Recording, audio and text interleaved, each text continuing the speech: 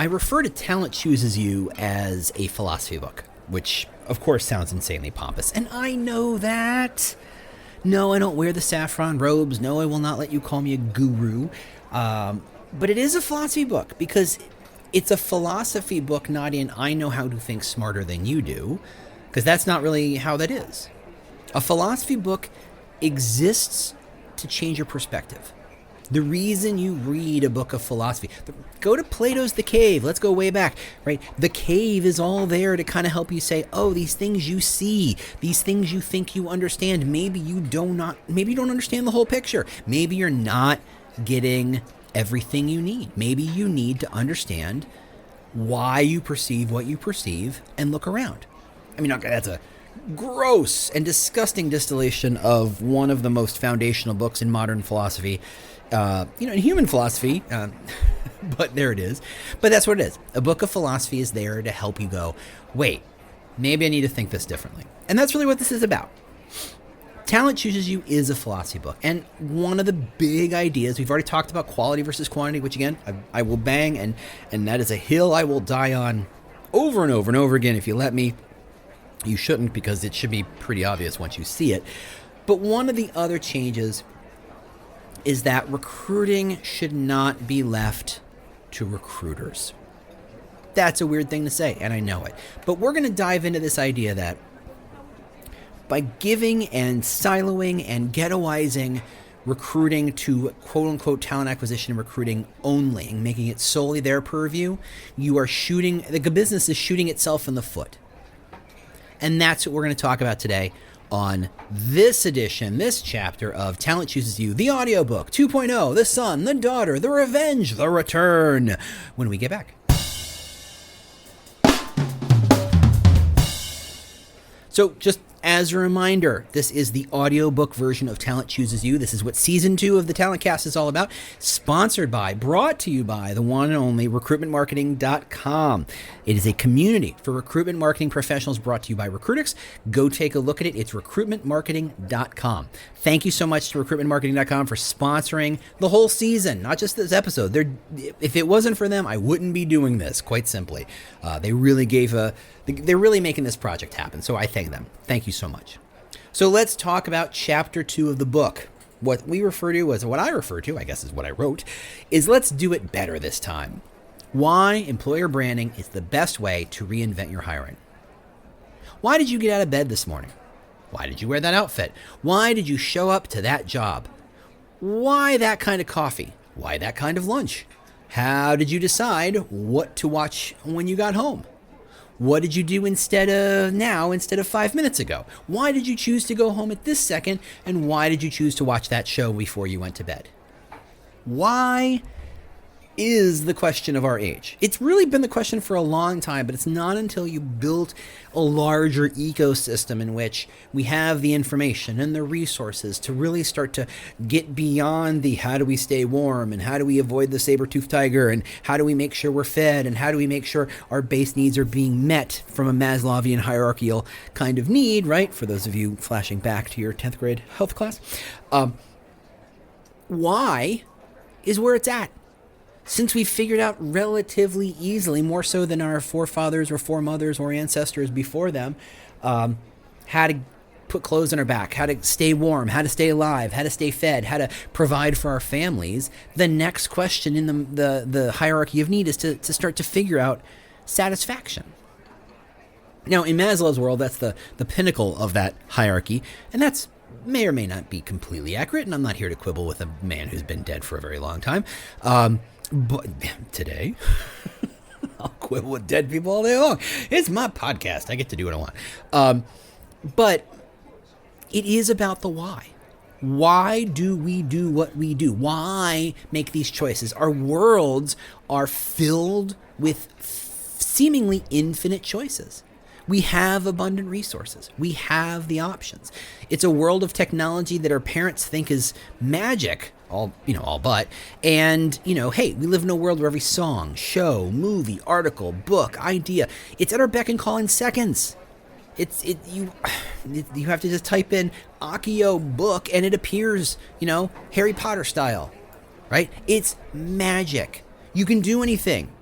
You can see anything, you can read anything, you can be anything, right? We're looking at a world in which people get to choose their gender. This is not something we thought of up until very recently. The level of choice is functionally infinite.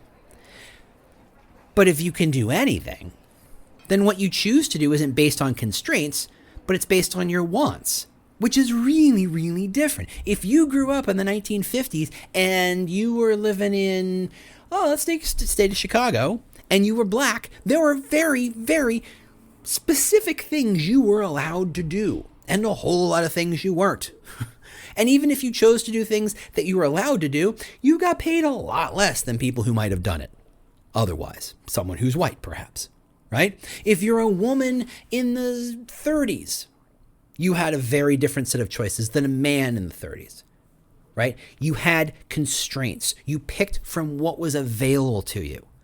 If I grew up, I'm thinking back to my father. My father grew up, born and raised in Cuba, but that's, he was an American in Cuba before Castro showed up, and raised in Florida, and he had choices. He went to college and he could choose to do some things, and he made some choices based on the opportunities and options available to him. Could he have become a fireman?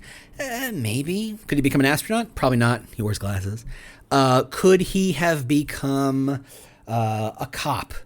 Maybe. But he was a hippie. He would never have done that. He was constrained by what he could do, and he made the choices within the constraints he was allowed. We live in a world where those constraints are going away.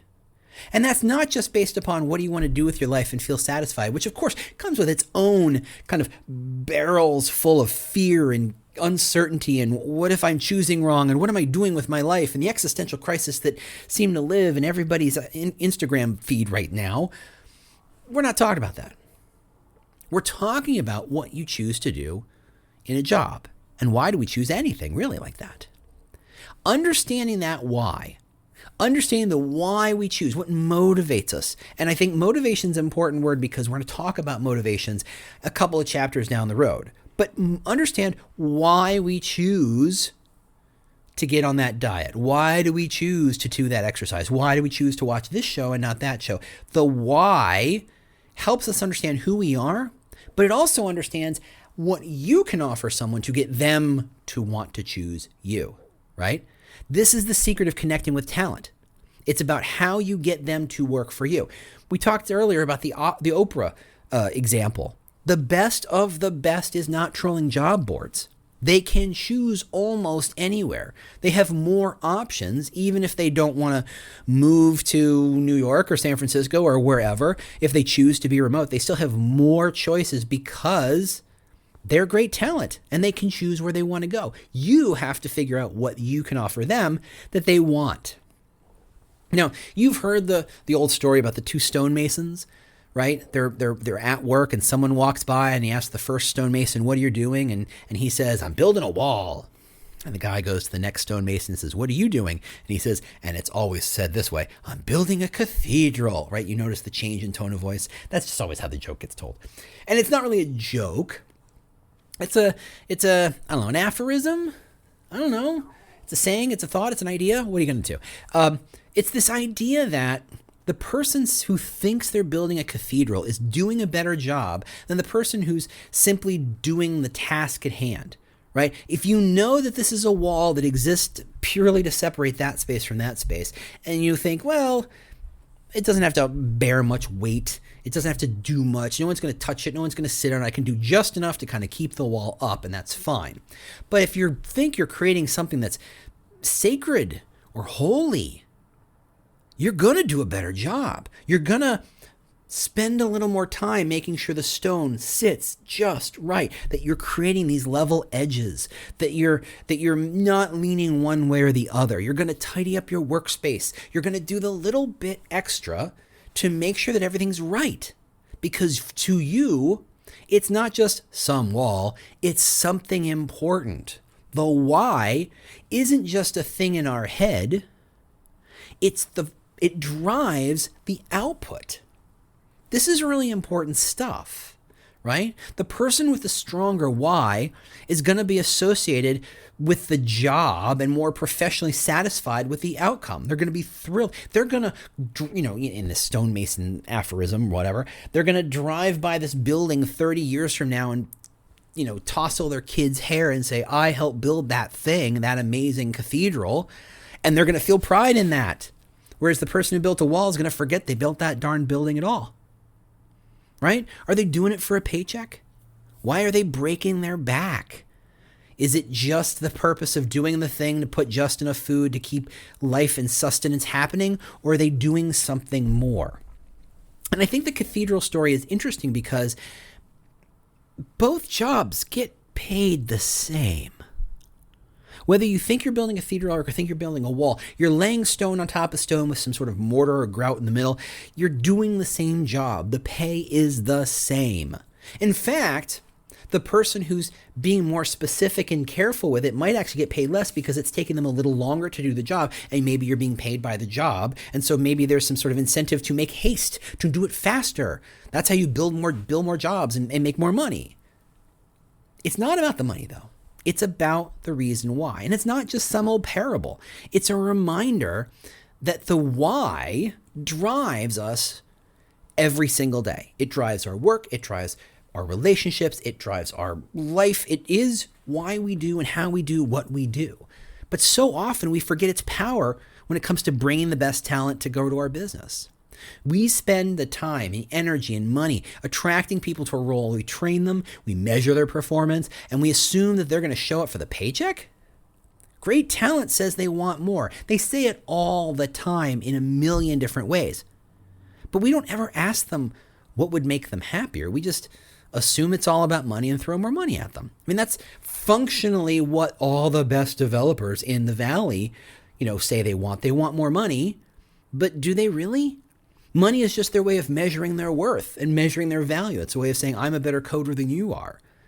But is that what they really want? Would they take a 5% pay cut to do work that mattered to them? I don't know. Have we asked? We might talk a good game about providing the support of being a family, which I think is a horrible. I'm so glad it's becoming kind of like pointed at and derided, this idea of a family. No, it's a company. It's a team. It's something, but don't call it a family unless you're firing your cousin on a semi-regular basis. We say we want to move mountains together, but when the chips are down, we look at the compensation and benefits team to squeeze more cash to make more value, right? Every time we need more from our people, we know that we have to go to the money situation, but that's not what it's about. We're not working for a paycheck. The paycheck is going to happen. Anybody who's talented gets to choose where they want to go, and anyone who can't choose won't make a meaningful difference in your bottom line. So consequently, you have to start thinking about, what does the talent want beyond money, because it's not about the money, and offer it to them. Now I'm going to take a side note because this is a pet peeve of mine. And this is what I can't remember if I talk about this in a book, but I'll get to it. Whatever, you can hear it twice. It's important stuff.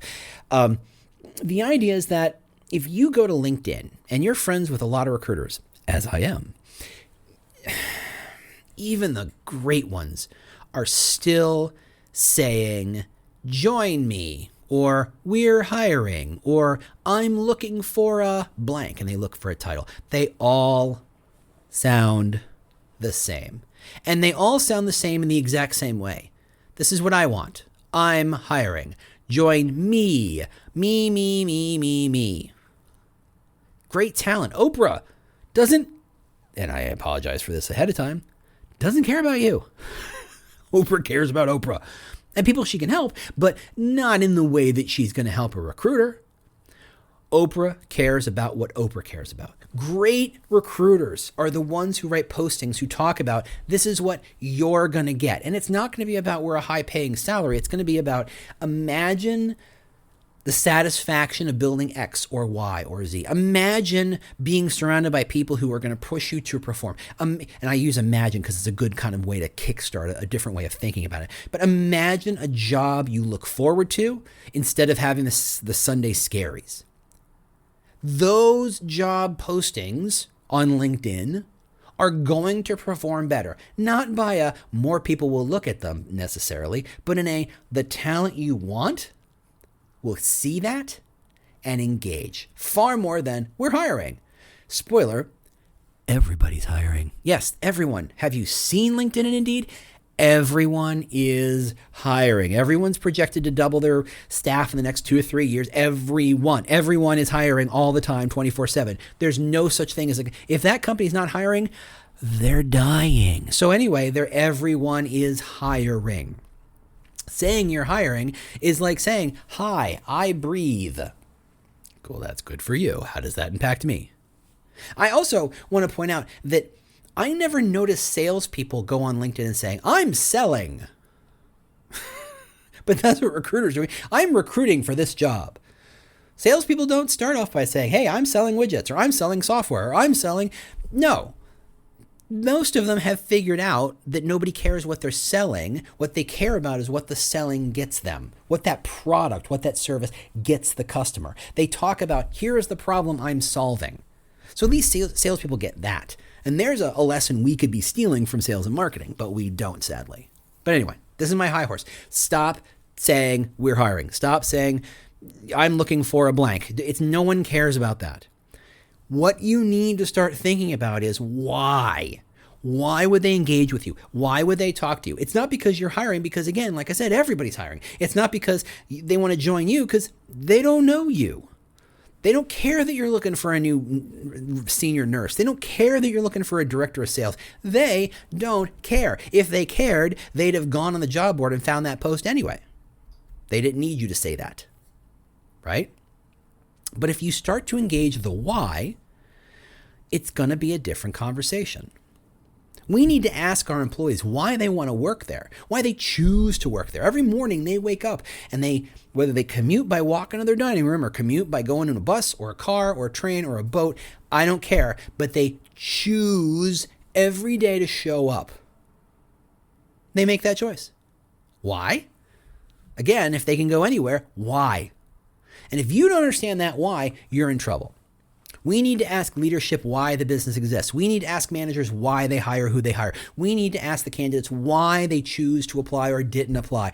We need to dig up the why, because that is the grist for the mill. That is the coin of the realm. The more you understand a given why, for whether it's a role or a management or a hire manager or a customer or a candidate, the more you understand someone's why, the better you are going to be able to help them. Simple as that. Okay? Once you start to dig it up, you're going to understand people's motivations, what makes them more productive, what makes them happier, what motivations you support and reward. You're going to understand how to have a better a better conversation with the kind of people you want to hire or should hire, and what you can say that is going to thrill them.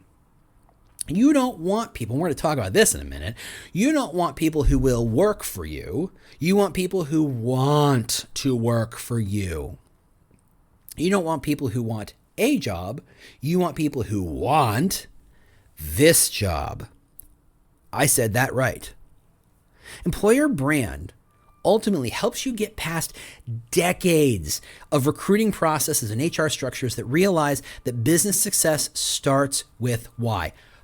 Just hold up, my friends. I did not say talent success. I did not say recruiting success. I said business success. Business success starts with the why. It's what gives you the power to change cultures, to change businesses, to change relationships, communication structures, org charts. It allows you to create change. It allows you to compete and win against any other business. I don't care if you're a tiny little startup. You can compete against Facebook and Google despite the fact that you don't offer their salaries or have the same brand recognition. You just have to tap into the why. Not just your why, but their why, and line them up. You do that, you're in a great spot.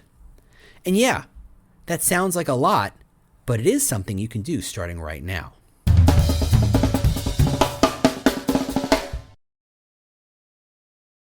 The world's best-known investor and Wall Street expert Warren Buffett once said, "Wall Street is the only place that people ride to in a Rolls-Royce to get advice from those who take the subway."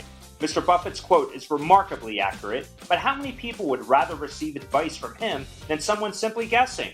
Welcome to Buy, Hold, Sell, your single source for Wall Street knowledge and profitable guidance. Please join me, Todd Schoenberger, and fellow trader Tobin Smith, as well as host Veronica Dudo, for a podcast known to move the needle for investors. Tobin and I are seasoned Wall Street executives with deep investment experience, and we are prepared to share our advice to those who choose to listen. Download Buy, Hold, Sell today on the Evergreen Podcast Network or your favorite podcast channel.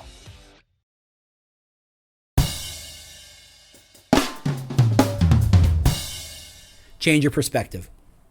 The fundamental shift being brought about by employer branding thinking isn't just that we get to use marketing tools to attract applicants. That's kind of how it was sold 15 years ago, 10 years ago. Cool, we get to use HubSpot now. Yeah, back it up here. Ooh, we get to buy lots of programmatic ads and spam the bejesus out of everybody. Hold up there, kids, hold up. It's not about that. It's not about making cool ads. It's not about using sexy terms like brand architecture. Though frankly, is there a sexier term? I don't think so. Maybe experience marketing? No, I like brand architecture myself. The real change of employer branding is that it shifts our perspective on how we see hiring. It's kind of like those videos you see of babies having glasses putting on them for the first time, and they're kind of in the, and they go, oh, when the glasses kind of hit and they go, holy crap, I can see. I'm sure a baby doesn't say holy crap, but if a baby could say holy crap, they'd say, holy crap, I can see, right?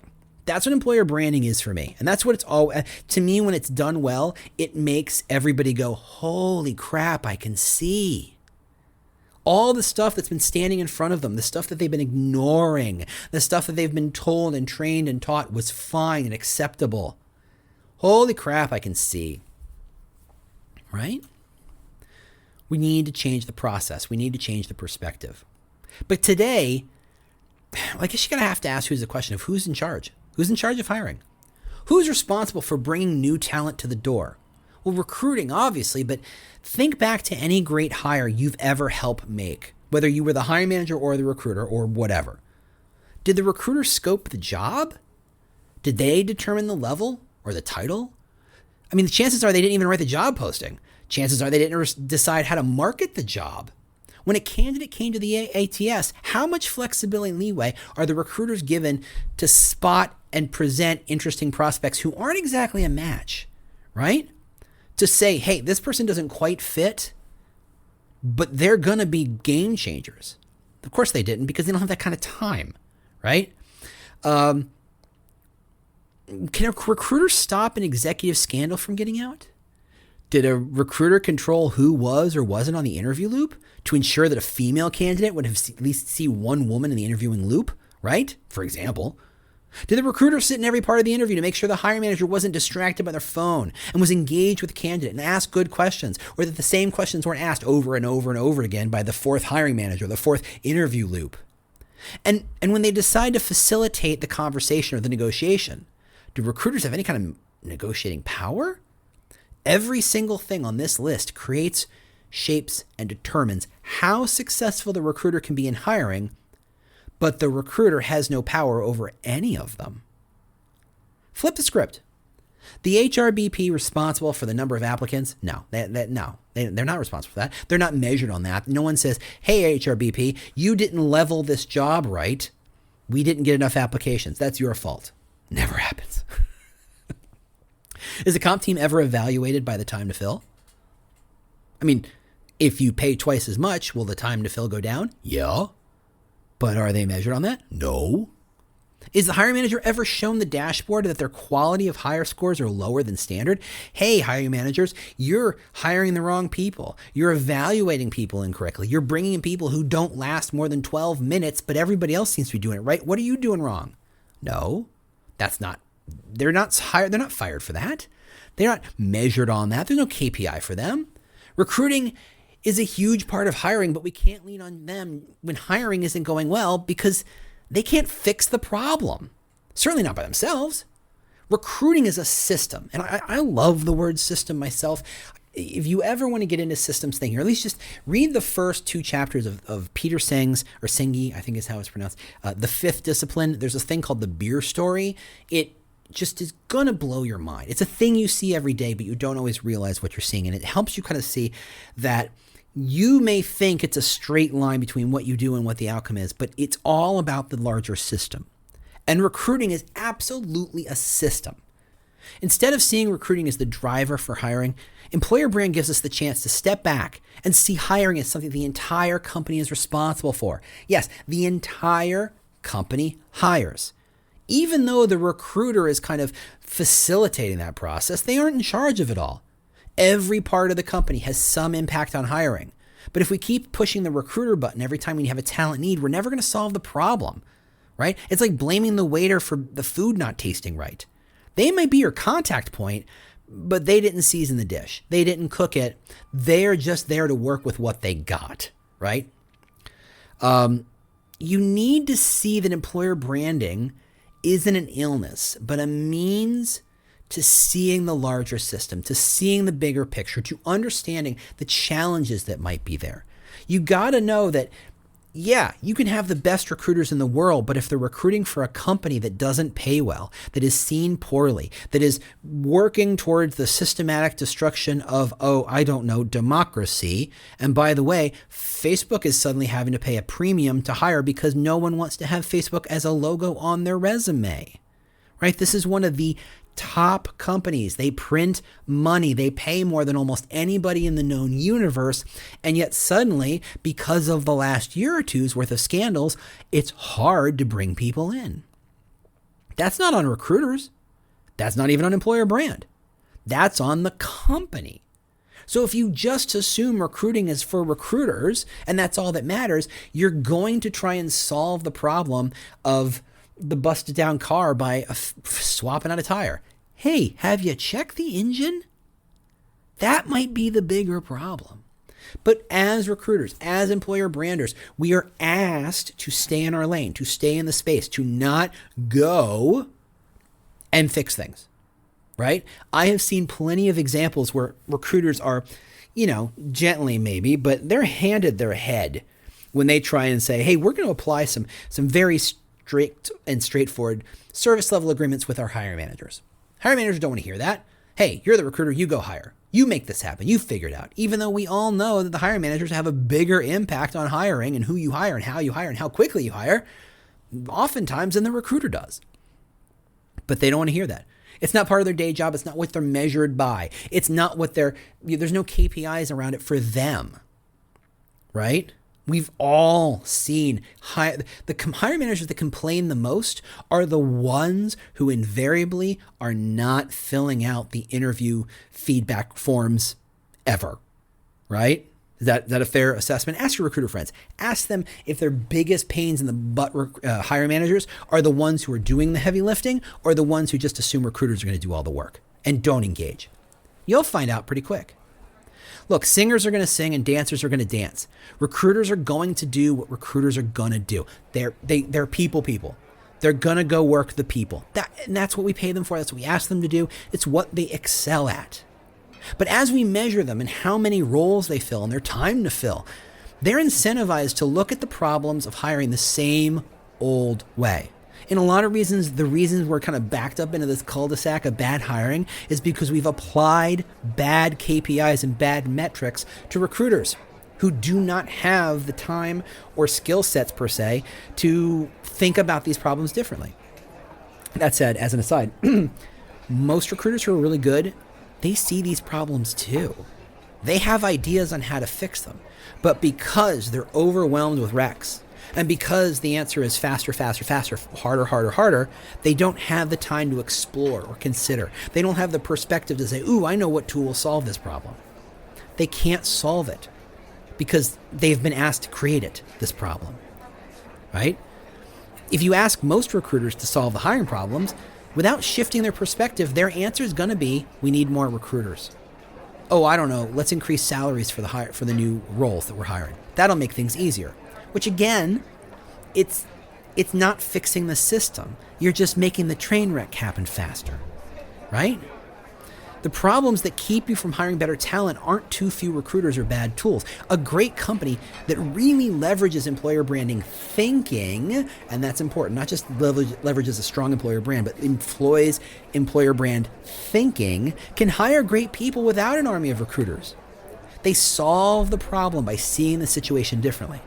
They are going to see things from a bigger perspective, solve them from a higher elevation, and not focus on how do I magically make everything better, but how do I start to influence the business to leverage more of the business to think about hiring.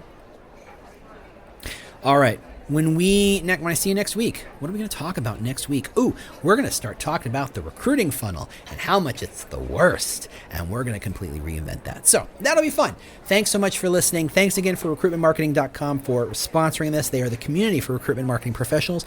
Go check them out. It's recruitmentmarketing.com. Otherwise, if you want to listen to my newsletter or go read my newsletter, go to employerbrand.news and sign up. It shows up every Monday. Otherwise, I will see you next week on this podcast. Thanks so much for listening. Thanks so much for telling a friend. Thanks so much for subscribing. See you next week.